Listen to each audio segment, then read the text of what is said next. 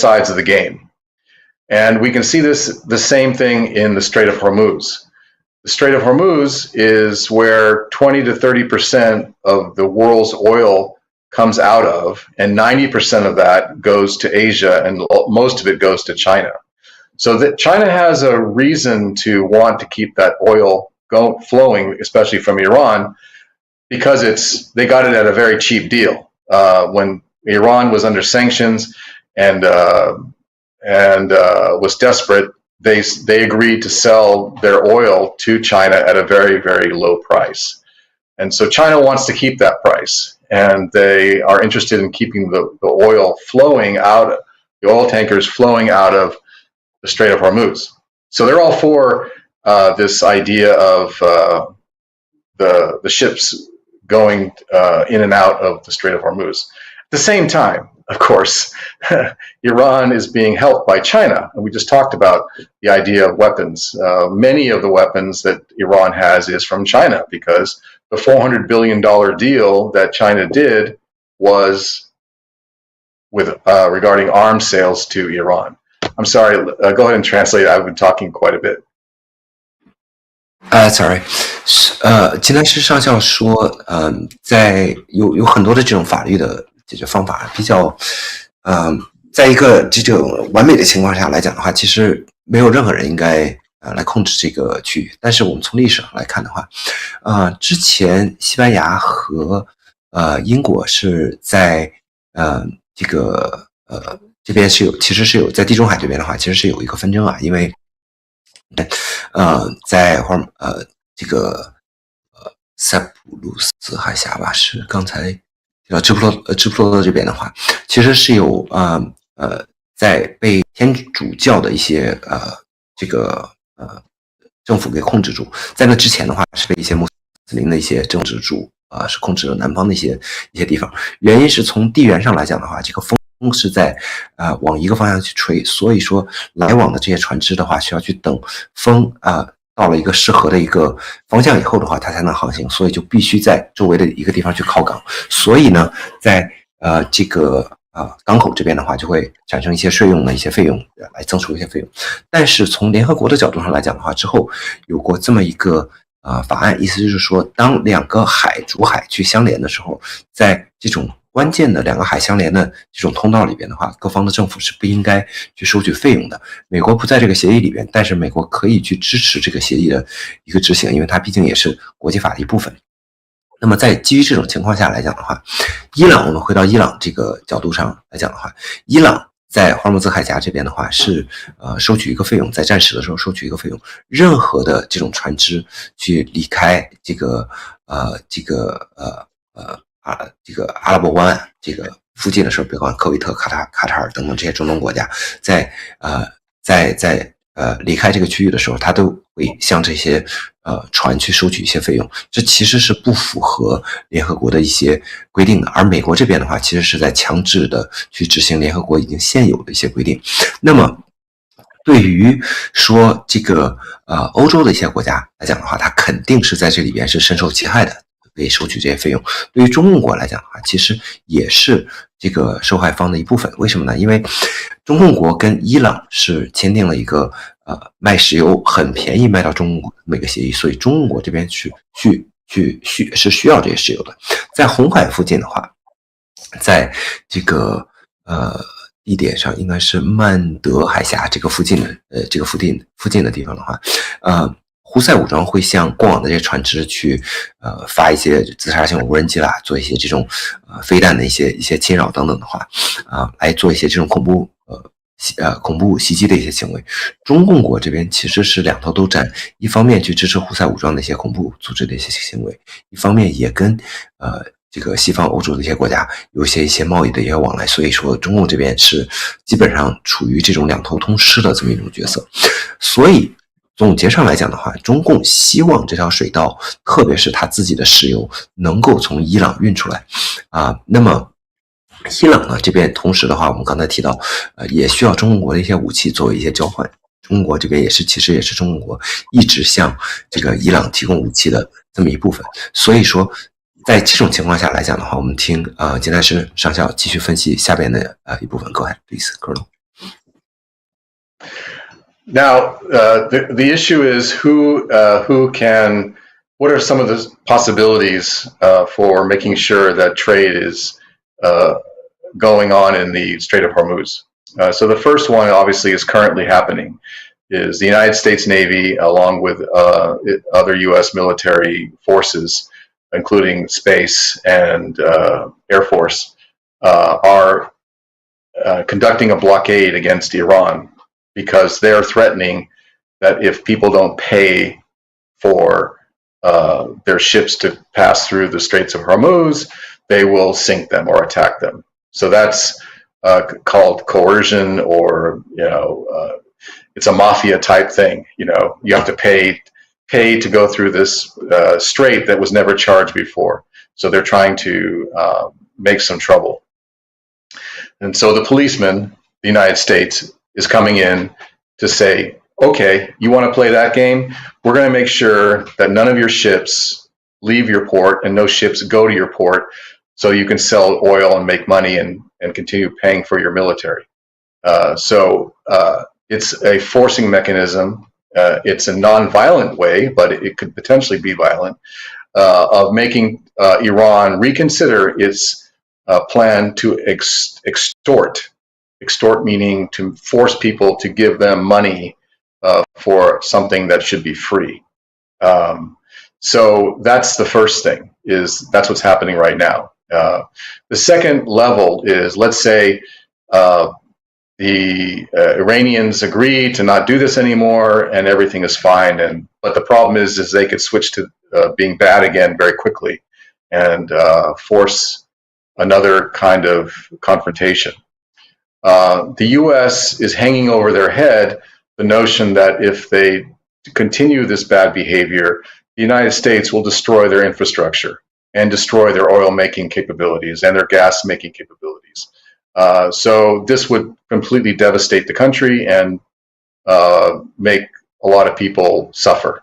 But this would be a decision that Iran makes, the government of Iran makes, even though it would have a huge impact on its population, and probably the people would kick out the government. And this is the kind of pattern that China fears, is that if the economy in China goes so bad, the people will overthrow the 100 million communists that are controlling the country, and that's a bad precedent. So I don't think China wants Iran to pursue that course of action. Go ahead and translate. 在这种霍尔木兹海峡的这些交易上来讲的话，现在我们看到的是，其实现在美国的海军在部署，并且在支持在相当于说在强制性的在旁边维护一个秩序，包括说美国的太空军也参与其中，意思是在胁迫，在制止这种伊朗在当地实行的这种胁迫，以及这种类似于黑社会的像黑手党的这种组织，意思就是说你来往的人都要交过路费。作为美国作为这个国际警察的角色来讲的话，现在采取了一个措施，就是说现在我不允许任何的船进出你的港口，对吧？你不是想在这儿这个大家结社嘛，然后收保护费等等的话，这些行为的话，那么现在不允许任何的船进出。如果没有任何的船进出的话，就现在是至少到现在为止的话，是一种非暴力的一种管理方式。伊朗这边就需要去考虑伊朗政府这边就需要去考虑如何的去避免或者说停止这种敲诈勒索的这种行为。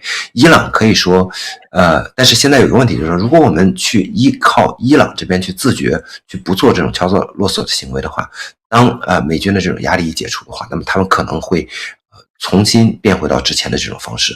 所以说美国现在就在这个震慑在威胁这个伊朗政府，如果你不去做这种根本性的改变的话，有可能就直接炸毁你的这种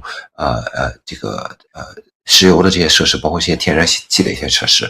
那么这个时候会把伊朗的整个的经济会打回到17时代。在这种前提之下的话，伊朗的老百姓他的群众很有可能基于这些信息的话，来把他的这个政权和他的这个政府给颠覆。回到中共国这边的话，其实中共国也存在于同样的这种恐惧，意思就是说，当中共国的经济坏到触手可见的一种非常非常直线下降的一个地位的话，那么中共国的这个老百姓也有可能对中共国的政权产生这种颠覆的一些举措，中共国的政府是会惧怕这些事情的。Go ahead, please. Now, this is not the first time that Iran has caused trouble in the Arabian Gulf. In the mid-1980s, the U.S. Was watching the Iran-Iraq war, and Iran started to attack tankers coming out of Kuwait. And as a result, the U.S. Reflagged the tankers as U.S. Ships and escorted them out of the Arabian Gulf. Unfortunately, the Iranians didn't like that, and they attempted to attack one of our Navy ships.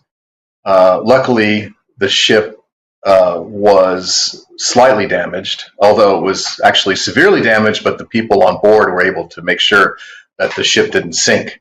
It was quite brave of them how they saved the ship. But in response, the United States Navy destroyed a large percentage of the Iranian Navy, and Iran stopped attacking commercial ships in the Arabian Gulf. So this is not the first rodeo, as we say in English. Iran has been acting sort of like a mafia boss since its inception in 1979 with the current Islamic Republic. So all these solutions I've been talking about are temporary because it requires U.S. Navy or other military ships, naval ships, to be in the area in case Iran decides to do something stupid. So a more permanent solution, and by the way, the Europeans are also trying to create some kind of armada of ships that will protect shipping. But again, that forces the navies of Europe to have warships patrolling the Arabian Gulf indefinitely, and that's really not a solution. So the better solution is a permanent presence of U.S. military either on a Navy base. Now, this could be a Navy base in the United Arab Emirates, in Oman, in some country that's allied with the United States. That's purpose is to ensure that the straits are not, that the Iranians don't harass ships. And with a permanent base, then you can have not only ships, but you can also have land-based weapon systems or air-based weapon systems there to intervene very quickly. So we have several, the U.S. has several bases that the countries are allowing the U.S. to be there, but of course those countries could ask the United States to leave at any time. So we have Al Udeid in Qatar, we have Al Dhafra in the UAE, where we have access to a large island that Oman controls, but those again are to the whims of the government in those countries. So a permanent solution is for one of these countries to give the United States either a base, a permanent base, sovereign base on their land, or an island. And I think an island is probably more digestible for these countries. So there's actually a couple islands that the UAE and Iran disagree of who owns them. Right now, Iran controls them, but the UAE claims it's their islands.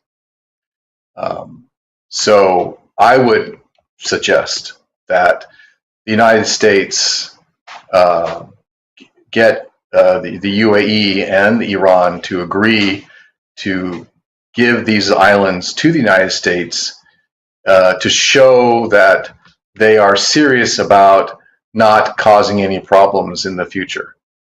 Now, of course, Iran probably wouldn't do that. So there are plenty of other islands near or in the Arabian Sea. And so one of those countries I mentioned could give the United States a sovereign base on one of those islands. It doesn't have to be a big island, just enough to have a runway and a port, and make that island sovereign U.S. territory. And this would again be similar to the Penghu example, where if someone attacked that island, it would be an attack on the United States, and therefore the United States will decide how it will react. So it is a deterrent, permanent deterrent. So that I've kind of given you a rough idea of the scale of what can be done. I think Iran will perpetually be a threat to commerce, and the only way to deal with it is to have a permanent solution. Of course, the ideal solution is that the people of Iran overthrow the radical Islamic regime and kick out the IRGC and all of its components, and the Basij and the Al-Quds group, and get rid of them and install a truly democratic country which the Iranian people deserve. That would be the ideal goal, but that's up to the Iranian people.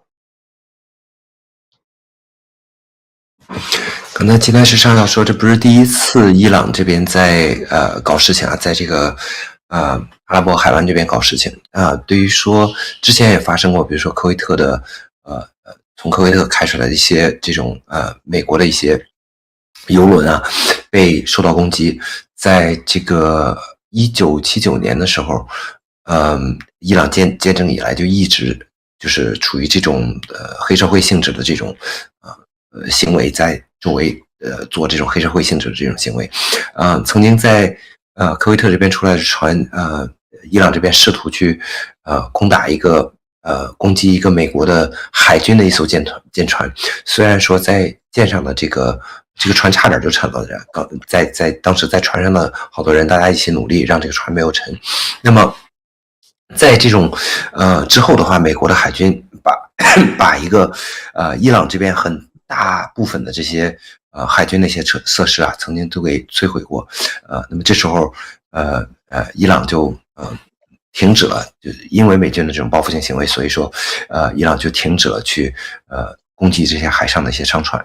那么所有的我们刚才提到的这些选项啊，这些解决方式的话，其实都是一个暂时的一种解决方式，它要求美国的海军在这个周围常驻，成本是非常高的。那么更加长期的或者说永久性的一些这个解决方法啊，是在这个美军这边的话，能够在附近找到一个美军的基地，可以在美国的一些这些同盟国的这些国家的这些领土上，比如说像科威特啦、阿联酋啦等等这些卡塔尔、阿联酋等等这些国家附近的话，可以是一个港口，也可以是一个小岛，最好是一个小岛，因为这个小岛的话可能会比较更容易通过一些。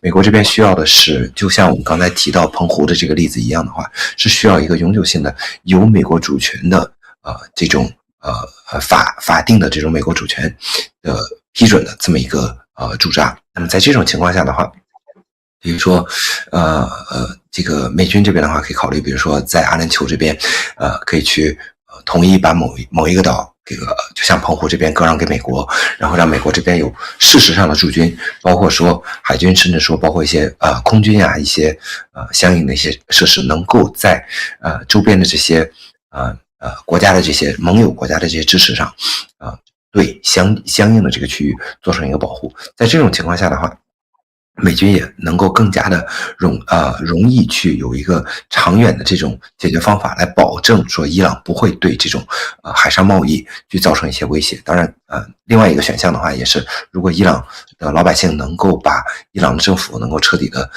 这个颠覆，然后变成一个正常自由世界的民主政府的话，也是一个更加好的一个选项。Go ahead, please. 好。Can I add one more thing? I just like to point out that, the United States, after World War II, controlled a lot of territory, much more than it controls today. It controlled all of the Philippines. It controlled the Okinawan island chain. It controlled the Panama Canal and many other territories around the world. And over time, the United States, for example, told the Filipinos, you please go ahead and make your own country. We believe that you should have your own country. The United States, I believe, mistakenly believe that the Panama Canal should not be controlled by the United States. And President Carter made a huge mistake in letting the Panamanian government have it, and then in the future allowed C.K. Hutchinson, a Hong Kong company controlled by the CCP, have control of both sides of the Panama Canal, and that's changing. And I think what we're seeing today is a change where the United States and other countries understand the importance of controlling territory to make sure that there is peace and stability in the world. And as we understand it more, the countries that don't want peace and stability are trying to cause problems, including China. So it would be nice to see if China were to allow the people of Tibet to become independent, just like the United States told the Filipinos that they could be independent, or the people of East Turkestan, who are not Chinese in any form or fashion. They're Turkic background. They should also allow those people to become independent. I can go on and on, but I just want to point out that what I'm suggesting is that these countries are causing problems in the world, and the United States now has to assert itself. And I think the best way to do it is by controlling key strategic locations. And so what I'm suggesting is actually very close to what President Trump wants, is controlling strategic locations around the world so that in the future, the countries that don't want the United States or the free and open trade to not be in that position anymore. That's what I wanted to point out. 现在是上校强调了另外一点很重要的一个东西其实在二战以后的话，美国曾经所控制的这些地区要比现在多得多，比如说像菲律宾的一些区域以及巴拿马的一些区域，但是时间或者历史上向我们证明比如说在菲律宾这边的话美国这边告诉菲律宾说我们现在不想在这边花更多的精力去管了，你们需要去把你们自己的国家给建设好，这是一个比较好的一个例子。但是在巴拿马这边的话，卡特总统当年犯了一个很大的一个错误，就是放弃了这个巴拿马这边的一些控制权，导致了后来我们也看到了，比如说李嘉诚的这个公司把这个整个水道两边的水道整个控制为这个己有，然后李嘉诚背后的话就是中共，相当于中共在这个地方夺取了美国当年曾这个区域的一个控制权。所以说如今的话，从这种战略的转变上来讲的话，我们现在能够看得到这些不希望有和平、不希望有稳定的这些国家就比如说中共国来讲的话，在慢慢的去这个割裂掉现在的这个国际秩序，也在威胁到很多的这种国际上的安全。那么反过来讲的话，一些国家一些地区，比如说像西藏的一些独立啦，以及说东土库曼斯坦的这些独立等等的话，其实是可以去制衡于当地的这些这个比较不好的这些政府像中国政府这些政府对当地的这些控制。所以说现在上校说他对他的这个主张其实跟川普总统说的现在的主张非常的相似，意思就是说美国要控制关键的这种国际的区域，从而实现整个全球的这种和平与稳定，能够让美国重新在这些坏的这些国家手里边，把整个的国际秩序的这个主导权能够还回到自由世界的手里边。Go ahead, please. 这个吉耐先生不知道还有没有时间，如果有时间的话，SIllylego先生有最后一个问题想问一下你，如果没有的话，咱们就结束，帮我翻一下。Colonel, question from Mr. Luda. Do you have more time for the show at this moment? There's one more question. If you have, we can continue. Yep. OK， 最后一个问题，SIllylego先生啊，他要亲自问你啊，SIllylego。OK， 我先拿中文讲一下。我有一个问题，就是我想问一下上校，您是否同意在围绕伊朗发生的各个事件，就我们现在看到的，比如说财政部的这个金融2级制裁直指中共的，以及印尼军演，以及美国汽车行业为这个军事备战做这个生产准备等等的话，这些在发生的事实上已经在发生的事情，最终都是在为这个解决最终中共问题这个过程当中的执行的一部分，推进和执行的一部分，并且说在现在的这个竞争关系当中，中共有什么真正可以改变战局的这种牌可以打，美国这边有什么应对措施。我现在拿英文跟上校说一下。The last question I have discussed this with Mr. Luda offline. Actually, was from me. Do you see the recent development around Iran, for example, the secondary financial sanction by the U.S. Treasury, expanded military cooperation in Indonesia, and industrial mobilization signals from the U.S. automotive sectors, for example, these are, like, in my opinion, as part of a broader coordination effort to set the condition and ultimately confronting the Chinese communist regime?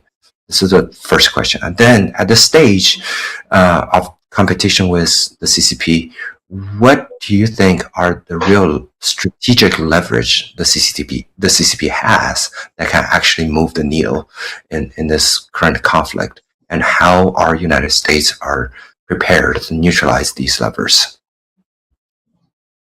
Let me answer the last two questions first. Okay. So the major leverage that China has is rare earth production. Most of the rare earth production, in other words, most of the world sends its raw dirt to China for processing, and they produce about 90% of the rare earth metals that are required for semiconductors, for military weapons, for very high-end space systems, satellites or rockets. All these very high-end technology systems require very unique metal. And China produces about 90% of the world's heavy rare earth metals. Now, that's the leverage. But the problem is that leverage is not something permanent. Luckily, the United States and 55 other countries are getting together and already have a plan that by about 2029 or 2030, they will be independent of China's monopoly of rare earth metals. So this leverage disappears in a couple of years. The problem is between now and then, they got us in trouble. So we're not going from 0 to 1, but we're going slowly into the direction of being independent. So after this 2029, 2030, the U.S. and the rest of the world China won't have that leverage over the U.S. On the other hand, well, go ahead and translate that, and then I'll cover the other hand. 现在是上校说，对于说中共他先回答后边的两部分的问题，就是说中共这边在现在的竞争当中到底有什么能够改变这个战局的一些牌可以去打。第一个的话就是稀土的问题，稀土对于中国来讲的话，现在供应链是大部分的国家往中国去供应这个稀土的原始的原料，而中共国这边是在做这种高污染的提炼生产，来生产这些稀有金属这些稀有金属应用到高科技领域，一些芯片制造太空以及一些这种军事的一些武器的一些制造，关键芯片的一些制造。中共现在是生产了全球 90% 左右的这种贵金属的这种输出。那么中共国的手里边这张牌呢，它并不是一个永久性的，基于现在的美国和其他55个其他国家的努力的话，到2029年到2023年至2023年左右的时候，整个的西方世界可以完全打破中国的这种垄断，稀土的垄断，可以完全自主的去供应稀土。问题是现在到2029后或者2023年之间的话，中国还是这张牌还是在他手里边，而西方自由世界是在这个过程当中来脱离中国的这个束缚。Go ahead, please. On the other hand, the rest of the world has leverage over China in many different areas. The most critical one is food. Many of the Chinese propagandists in Chinese media is saying, "Oh no, China isn't dependent on the rest of the world. China can produce 95% of its rice and wheat requirements. There's no problem. Everything is good. Don't worry about it." Okay, that's partly true. However, if you ask them, how do you feed your animals, your chickens, your pigs, and everything else, and where does that food for those animals come from, you find out that like 80-90% of it comes from Canada, United States, Brazil, the soybeans. China cannot produce the food for its animals. Now, most Chinese like to eat meat. And if their animals don't have food, they will eat the animals and then they're gone. There's no more food left for the animals. And so when their animals are gone, then they have rice and wheat. Unfortunately, I think the Chinese people have gotten used to eating meat and other fancy food, and they won't be having it if the food for the animals doesn't get to China. So it doesn't matter what China does inside China. They can't make more farmland to produce food for their animals. So they are dependent on this resource that cannot be solved. Now, the good news is China's population